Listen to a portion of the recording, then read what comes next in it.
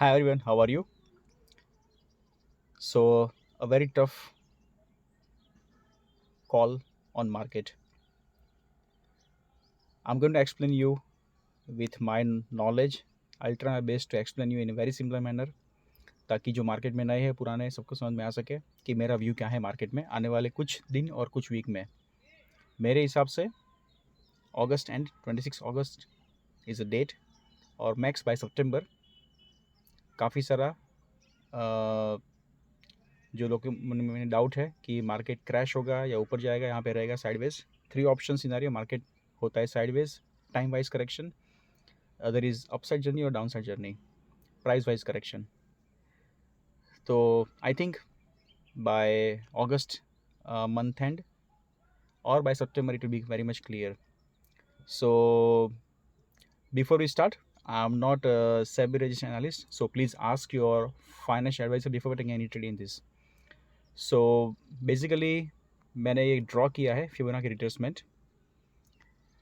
मैंने यहाँ पे क्यों ड्रॉ किया है, बिकॉज अगर हम देखें तो ये जो हाई लगा 18,604.45 वो लगा है 18 अक्टूबर 21 को। वहाँ से मार्केट ने ब्रेकआउट दिया है आई थिंक इस डेट को 29 मई 23। सो ऑलमोस्ट हम गिने अगर अक्टूबर 21 से मई 23 तो कुछ आ रहा है 1 साल 7 महीना। So after 1 year 7 months market ने ब्रेकआउट दिया। So we can say time wise correction तो यहाँ पे हो गया। ब्रेकआउट देने के बाद अगर मैंने ये चैनल मैं ड्रॉ करता हूँ जो कि अपर चैनल है, तो यहाँ पे हम देखते हैं ये वीकली चार्ट है। यहाँ पे सेलर्स ने ट्राई किया, मार्केट थोड़ा नीचे आया वापस ऊपर गया, हालांकि मार्केट उतना ऊपर नहीं गया। ओके, सेकंड टाइम यहाँ पे ट्राई किया गया, वापस नीचे आया, टाइम वाइज करेक्शन किया, वापस यहाँ पे ऑलमोस्ट सेम लेवल पे, थोड़ा बहुत गेन है मार्केट में, नॉट सिग्निफिकेंट गेम। तो बाद में on a day of exit poll which is 3 June market gave a huge movement of almost like 2000 point, which is almost like 9% movement. But the issue is that अगर market ये दिन पे नीचे आके ये गैप फिनिश करता 20,200 और उससे थोड़ा नीचे आता, may be in next 1 or 2 weeks the stretch will be complete, then chart wise stretch पे कोई डाउट नहीं रहता। बट अनफॉर्चुनेटली या मैं ये वर्ड यूज़ कर रहा हूँ अनफॉर्चुनेटली बिकॉज चार्ट यहाँ पे पूरा अच्छा कंप्लीट नहीं हो रहा है। हम समझते हैं क्यों मैं ऐसा बोल रहा हूँ, क्योंकि हम ये में देखें तो मार्केट वापस खींच लिया I think next 1 or 2 days में। Let's go to daily chart. ये मार्केट नीचे आया, नेक्स्ट डे 1 2 3 डेज में उसने हाई ब्रेक कर दिया। So we can see a price wise correction हुआ सिर्फ एक दिन के लिए, बाकी के 3 दिन में मार्केट जहाँ था वहाँ पे वापस आ गया। सो देन फिर ये अपर चैनल का ब्रेकआउट हुआ 24 जून को, ये वीक में हुआ। बाद में मार्केट ने हाइट लगाया 25,078.3, वापस मार्केट नीचे आया with gap down as we can see. So the beauty of this channel is you can see the XLE market has taken support at our channel, the high end of the channel, which is the low is 23,893.7. So वहाँ से market almost 1 2 3 4 5 6 7 8 दिन रहा sideways.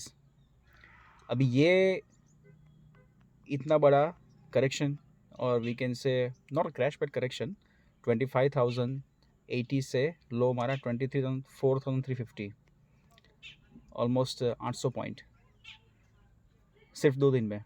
So biggest reason I am sure everyone knows कि crash क्यों आया, because of the not Indian market but global market, especially because of the Nikkei index for Japan, and then followed by a selling trigger in US market.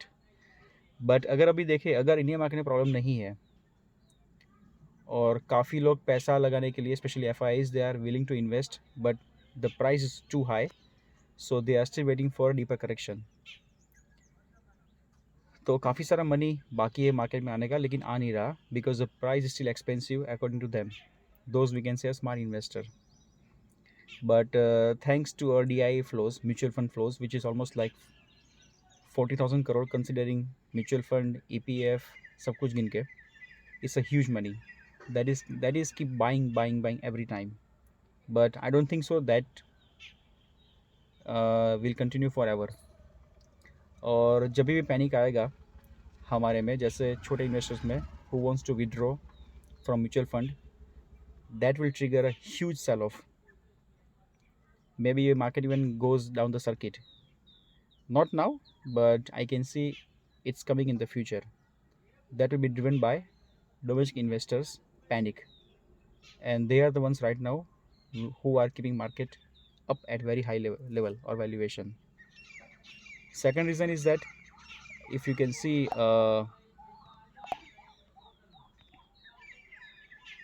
ये मैंने open किया है Dow Jones का chart. तो बाहर के market में cell of आया था, इसलिए हमारा मार्केट गिरा.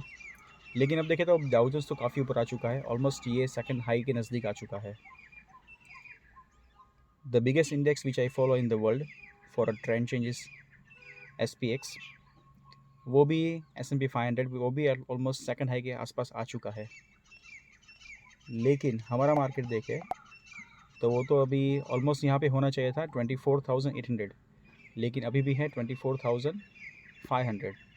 तो वो तो काफ़ी नीचे है, जहाँ पे होना चाहिए उससे भी नीचे है. और हम सोच रहे हैं कि ट्रिगर ऑफ सेल ऑफ आ रहा है बाहर की मार्केट से. तो that's the first concern I have right now. वहाँ पे मैं कंफर्टेबल नहीं हूँ बाइंग करने के लिए इस लेवल पे. हो सकता है मार्केट यहाँ से और भी ऊपर जाए, जो 25,080 का लेवल है उसको भी ब्रेक करे और नया हाई बनाए. But still I will not be comfortable to buy.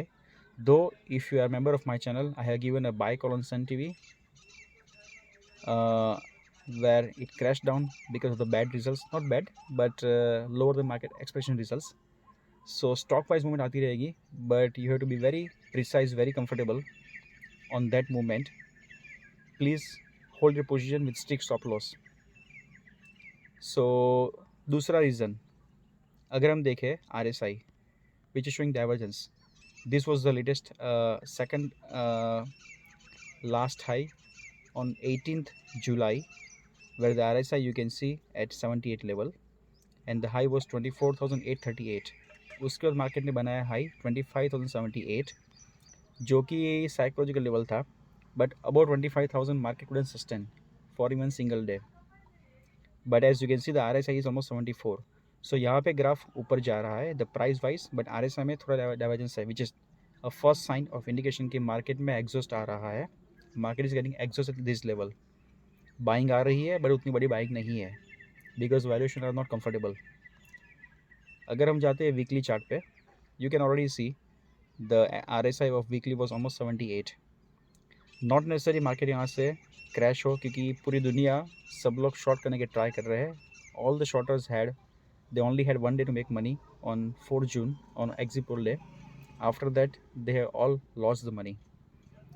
So अभी भी RSI थोड़ा नीचे है, मैं इसलिए बोल रहा हूँ कि मार्केट थोड़ा ऊपर जा सकता है.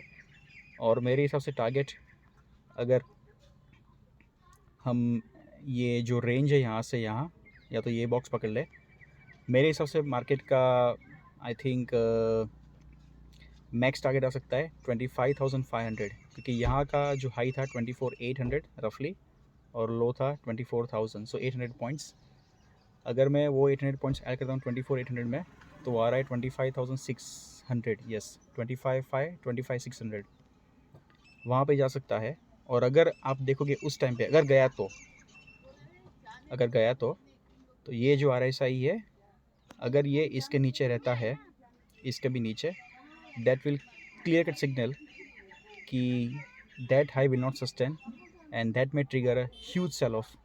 Maybe we can have some bad news, कोई ख़राब न्यूज़ आए ग्लोबल मार्केट से या जो भी हो, but these are my views. So first caution, if you are buying, hold with a stop loss, strict stop loss, and better you book profits on intraday. Don't query positional, especially on weekends. Avoid any position. So better if you don't make any profit or you make less profit, but don't get trapped in the up move.